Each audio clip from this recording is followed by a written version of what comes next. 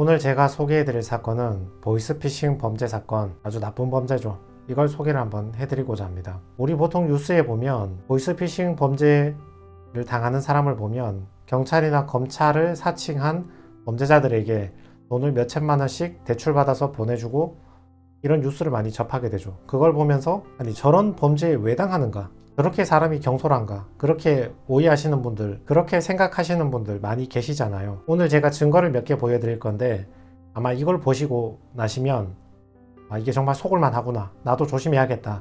이런 생각이 많이 드실 겁니다. 보이스피싱 범죄를 하기 위해서 일단 첫 번째로 검찰이나 경찰을 사칭해서 전화가 옵니다. 전화가 와서 선생님의 계좌가 범행에 이용되고 있다. 대포통장으로 이용되고 있다. 그러니까 조사를 좀 받으셔야 된다. 이런 식으로 사람의 주의를 확 끄는 거죠. 그 다음에는 담당 검사라는 사람을 통화하라 그럽니다. 그 경찰이 담당 검사를 바꿔주는데 전화를 돌리면 담당 검사가 전화를 하면서 이제 수사를 시작해야 되니까 수사 기밀 보안 유지하고 선생님 계좌가 더 이상 나쁜 곳에 이용되는 것을 방어하기 위해서 이제 보안 앱을 깔아야 된다. 이 앱을 깔고 이제 나하고 다시 통화를 하자. 이렇게 얘기하는 거죠. 그래서 내 휴대폰으로 전송된 앱을 설치하는 순간 이제 속을 수밖에 없는 상황이 벌어집니다. 그리고 그 다음 단계로는 허위 공문서를 보내줍니다. 당신에 대해서 압수수색 영장, 체포 영장이 발부됐다. 당신을 조사하라는 공문이 나왔다. 이러면서 그 공문을 휴대폰이나 이메일로 다 발송을 해줍니다. 그리고 마지막 단계에서는 이제 수사에 협조해달라. 선생님 명의로 받을 수 있는 어디 은행에서 돈을 얼마를 대출받아서 내가 지정하는 계좌에 입금을 하시라. 또 저쪽 은행 가서 얼마를 대출받아서 내가 지정하는 계좌로 입금을 하시라. 이렇게 지시가 내려옵니다. 이상하죠, 들으시니까. 아니 경찰이나 검찰을 사칭해서 전화가 오면 그거 확인해보면 되는 일 아닌가? 딱 들어도 이상한데 오늘 사건, 오늘 소개해드린 사건 의뢰인도 마찬가지였습니다. 듣는 순간 이상했습니다. 그 사람도. 그래서 경찰, 검찰에 전화를 해서 확인을 했는데 다 맞다고 합니다. 그 최모 검사가 다 맞다고 합니다. 실제로 그 범행에 당신 계좌가 이용된 게 맞고 조사 중이라고 합니다. 아까 앱을 깔았다고 제가 설명을 드렸잖아요. 앱을 깔면 앱이 깔린 그 스마트폰으로 검찰청을 검색하고 경찰청을 검색하면 똑같이 화면이 나오거든요. 그리고 검찰 번호, 경찰 번호, 국민은행 번호, 우리은행 번호 똑같이 번호가 다 나옵니다. 공식 번호가. 근데 그걸 눌러서 전화를 걸면 이 걸리는 전화를 아까 깔았던 사기 앱이 이 전화를 탁 잡아가지고 그 보이스피싱 범에게 전달을 해주는 거죠. 그러니까 이 스마트폰을 보고 112에 전화해서 물어보려고 전화를 걸었는데 경찰청으로 전화가 안 가고 분명히 번호는 똑바로 누른 게 맞는데 피싱 앱 조직으로 넘어가는 거죠. 그래서 걔들이 받아서 맞습니다. 우리가 지금 실제로 수사하는 거 맞고 그 형사 실제로 담당자가 맞고 그 검사님이 실제로 담당자가 맞습니다. 이렇게 되는 거죠. 그래서 여러분이 아직도 어쩌면 이것만 들으시면 아직도 아니 그런 말에 속나? 그렇게 생각이 드실 수 있는데 여기 자료를 같이 한번 봅시다. 보이스피싱 범죄자들이 보내주는 서류를 보면 몇 가지만 주의해서 보면 금방 사기 서류라는 걸 금방 알 수가 있거든요. 근데 공무원이거나 변호사나 이렇게 항상 서류를 만드는 사람들이 보면 금방 이상하다는 것을 깨닫는데 서류 업무를 하지 않는 사람들이 볼 때는 모를 수가 있잖아요. 모르는 게 당연하죠. 그분들은 그걸 하는 일이 아닌데. 그래서 이런 서류를 보면 금방 속기도 합니다. 그래서 주의할 점을 몇 가지 주의할 점을 보시면 이제 검찰청에서 보낸 서류인데 제목을 이렇게 적지 않아요. 양식이 이게 아니고. 그리고 밑에도 보시면 대검찰청 총장 윤석열 이런 식으로 기재하지 않죠. 검찰총장이지 그냥. 그리고 과장 다음에 이게 이 결재란 이거 이제 보여주는데 이제 이건 내부에서 자기들끼리 결재할 때 이렇게 쓰는 거지 외부에 발송할 때 이제 이렇게 하진 않죠. 두 번째 서류를 보시면 이게 정말 이상하죠. 서류 제목도 아니고 이제 그 조직 이름을 적어 놓고 그리고 내용을 보면 출국금지 처분과 체포명령, 영장을 얘기하는 것 같은데 출국금지 처분하고 체포영장하고 고소장하고 세 개를 한 문서에 다 적어놨죠. 보통 이런 일은 있을 수가 이제 그 문서 세 개를 서로 아무 상관없는 문서 세 개를 한 문서에 다 집어넣어놨는데 이런 거를 보시면 이거 사기 문서구나 이렇게 눈치를 채셔야 됩니다.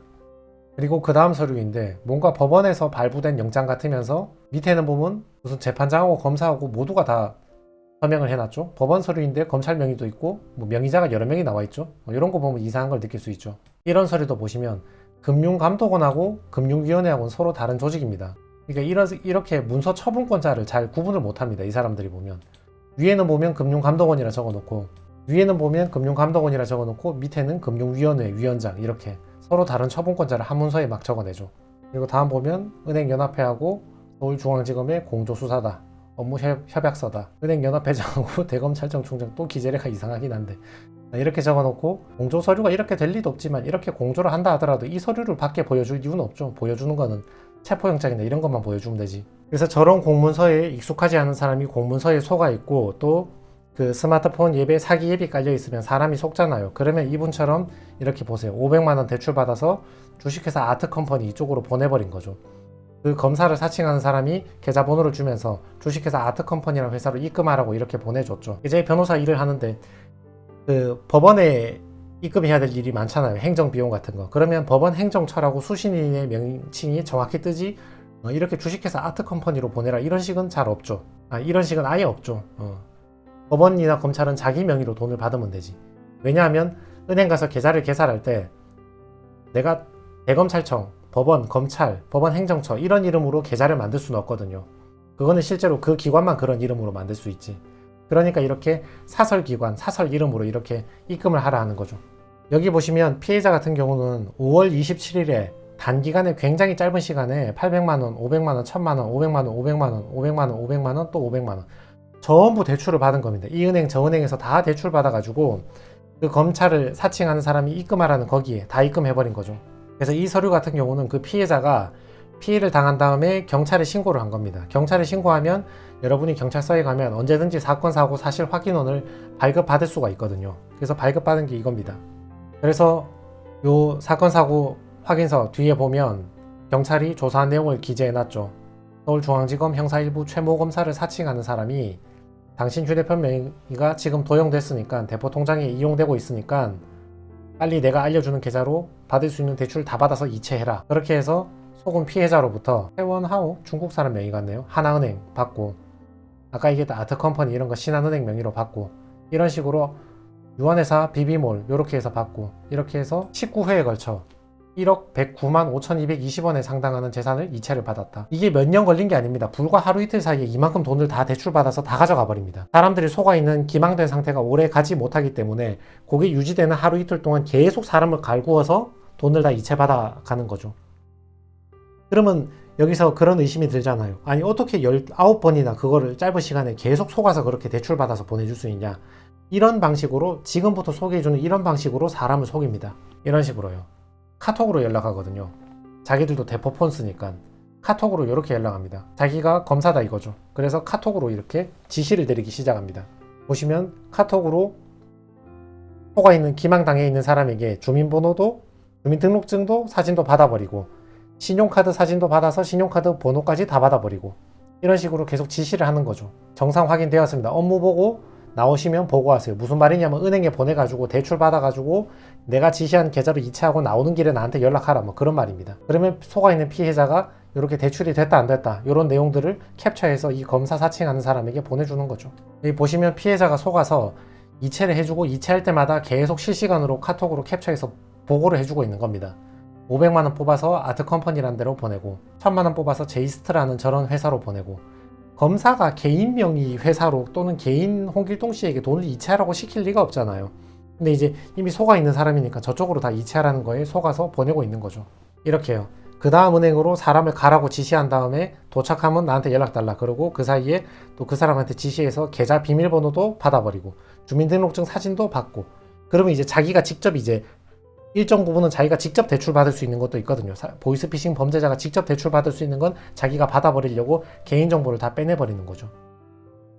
밑에 보시면 공인인증서 비밀번호까지 다 받았습니다.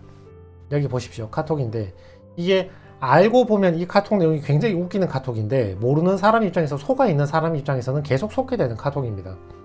하루 종일 피해자를 뺑뺑이 돌려서 받을 수 있는 대출 다 받아서 자기가 지정한 계좌로 다 이체했잖아요. 이제 은행 문 닫을 시간 되니까 내일 한 번 더 해먹어야 될 거 아니야. 그러니까 근데 내버려두면 이 사람이 주변 사람한테 물어보고 경찰서 직접 가서 물어볼 수도 있으니까 계속 카톡으로 사람을 쪼아가면서 관리를 하는 겁니다. 그 속아 있는 상태를 계속 유지하기 위해서. 여기 보시면 무슨 당직 근무자, 검찰청 당직 근무자 보안 1팀 이승현입니다. 기상시 보고해주세요. 너 일어나면 이제 나한테 기상 보고해달라 이 말이죠. 그리고 다음날 오전 7시, 8시 되니까 다시 검사라는 사람이 다시 자기가 카톡을 이어받는 거죠. 이렇게 OK저축은행에서 받으라고 이렇게 대출 받으라고 지시를 하는 거고요. 여기 보세요. 둘째 날도 그 사람을 은행으로 뺑뺑이 돌리면서 또는 모바일 대출을 받도록 뺑뺑이를 돌리면서 계속 지시를 하는 겁니다. 인증번호 확인됐냐? 오늘 아침에 그 전화해서 대출 받으려는 거 인증번호 확인됐냐? 인증번호 확인됐으면 나한테 지금 카톡으로 보내라. 여기 지시하죠. 자연스럽게 통화하시고 특이사항 발생하면 바로 보고하라. 은행 직원이 대출해주는 은행 직원이 의심하고 이것저것 확인하는 게 많잖아요. 요즘에 은행 가서 대출 받으려 그러면. 그러니까 의심받지 않도록 자연스럽게 통화하라고 지시까지 하는 거죠. 여기 밑에 보시면 전화 끊으신 거 아닌가요? 왜 보고 안 하십니까? 이렇게 계속 갈구어서 긴장감을 주고 텐션을 높여가지고 딴 생각 못하고 그 속아 있는 상태를 하루 이틀 동안 유지시키려고, 하루 이틀 동안 바짝 대출 다 받으려고 이렇게 지시를 하는 겁니다. 여기 또 지시를 하고 있죠. 자연스럽게 본인께서 신청하듯이 말하되 금액은 가능하신 만큼 진행해달라고 하되 본인의 카카오뱅크 쪽으로 진행한다고 말씀하십시오. 이 보이스피싱 범죄자는 이 피해자뿐만 아니라 다른 피해자에게도 이런 대출 사기를 많이 쳤기 때문에 어떤 은행이 무엇을 물어볼 것이고 그걸 물어봤을 때 어떻게 답변해야 대출이 나온다는 걸 본인들이 이미 알고 있거든요. 그래서 지시를 하는 거예요. 그렇게 물으면 이렇게 답변하고 자연스럽게 말하고 이렇게 답변하고 그러면 대출을 내줄 것이다. 이렇게 지시를 하는 거죠. 여기도 보시면 지금 법령 공인 인증서만 가지고 있어서 진행이 힘든데 어떻게 해야 되냐고 물어보세요. 물어볼 내용까지 자기가 이미 다 알고 있죠. 다른 방법으로 진행 가능한지 물어봐라. 지금 전화 받은 은행 직원이나 대면 창구에 있는 은행 직원이 이걸로는 대출이 안 된다 얘기하니까 그러면 내가 인증서가 문제가 있으니까 어떻게 해결하면 내가 대출 받을 수 있냐 그것까지 물어보라고 지시를 하는 겁니다. 대출 통화하다가 뜻대로 안 되니까 그러면 진행 안 한다고 끊으라 이렇게 지시하는 거죠. 그리고 그 은행은 안 되니까 치우고 다른 은행 유진은행 전자서명부터 진행하라 이렇게 이제 지시를 하는 거죠. 여기 보시면 그래서 뭐라고 하셨습니까? 그것만 묻고 끊던가요? 이렇게 해서 대출 받는 요령을 계속 알려주는 거죠. 그래서 내가 보이스피싱 범죄를 당해서 아까 보셨듯이 사건 사고 신고 사실 확인원 보셨듯이 신고를 했잖아요. 경찰에. 그러면 신고를 하면 그 수사한 경찰서에서 이렇게 회신을 줍니다. 관리 미제 사건 등록 통지서. 이름 들어보면 무슨 뜻인지 아시겠습니까? 관리 미제 사건. 뭔가 미제죠. 해결이 안 됐죠. 그렇게 미제 사건, 해결 안 된 사건으로 등록했다 그런 말이죠. 보이스피싱 같은 범죄는 총책들이 동남아나 중국에 다 있잖아요. 그러니까 모금책이나 수금책 같은 사람들은 가서 바로 잡을 수가 있는데 내국인들이 푼돈 받고 아르바이트 하는 거니까 그 사람들은 금방 잡을 수 있는데 총책이나 지시했던 사람들은 잡기가 굉장히 어렵습니다. 그래서 신고해도 태반의 사건이 대부분의 사건이 관리 미제 사건으로 등록하겠다 이런 통지가 날아옵니다. 뒷페이지를 보시면 그래서 여기 보시면 범행을 일삼는 피의자들을 특정 및 검거하기는 어려운 상황입니다. 검거도 어려운데 특정도 어려운 거예요. 특정이 뭐냐면 찾는 거예요. 이 범인이 누구인가?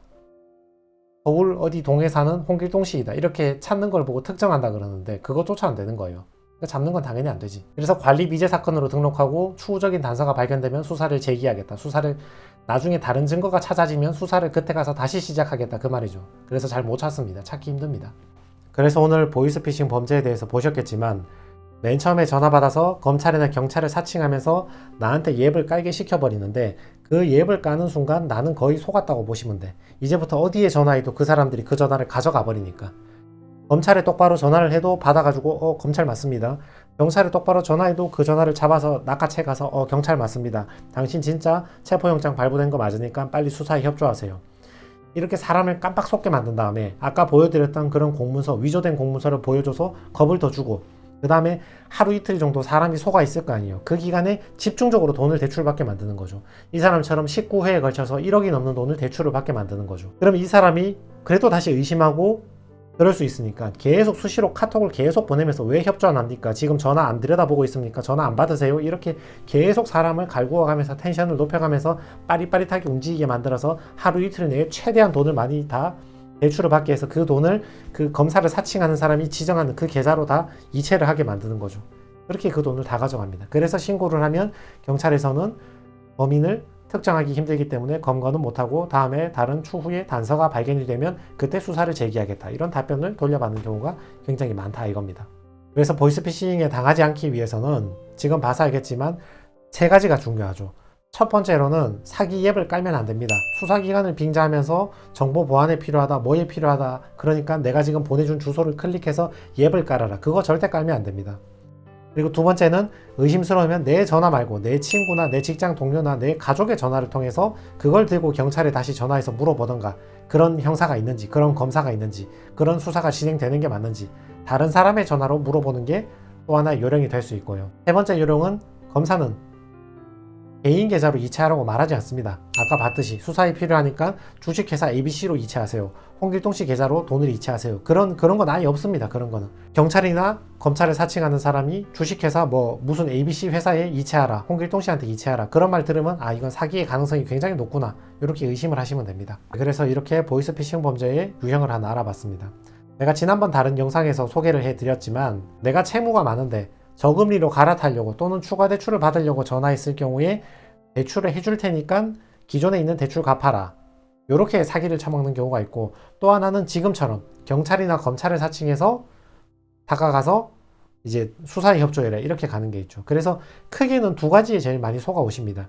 기존에 채무가 있는 사람은 대부업체를 빙자한 사람한테 속아서 저금리로 갈아타게 해주겠다, 추가 대출을 내주겠다, 그런 말에 속아서 보이스피싱 사기를 당하는 경우가 많고요. 두 번째 유형은 검찰이나 경찰 같은 수사기관을 사칭하는 사람에게 속아서 수사에 협조하라, 그런 협박을 받아가지고 내 대출을 받아서 이체해주는 그런 범행 유형이 있죠. 이렇게 크게 두 가지가 있습니다. 그래서 이거 두 가지를 참조해 보시면 아마 속는 사람도 아, 저 사람이 어리석어서 속는구나, 그런 말이 쉽게 나오지가 않을 겁니다. 보셨으면 알겠지만 범죄 조직도 나름대로 굉장히 자기들 나름대로는 정교하게 많은 자료와 심리적인 기술을 쓰면서 사람을 속이는 것이기 때문에 깜빡 착각하면 속을 수 있습니다. 여러분은 안 속아도 여러분의 가족이나 부모님은 충분히 속을 수 있습니다. 그래서 이 사건을 참조하셔가지고 보이스피싱 범죄에 당하지 않도록 많은 주의를 바랍니다.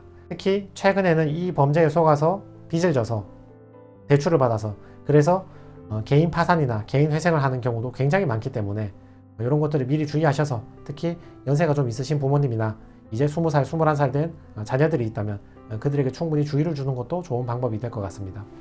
네, 이상입니다.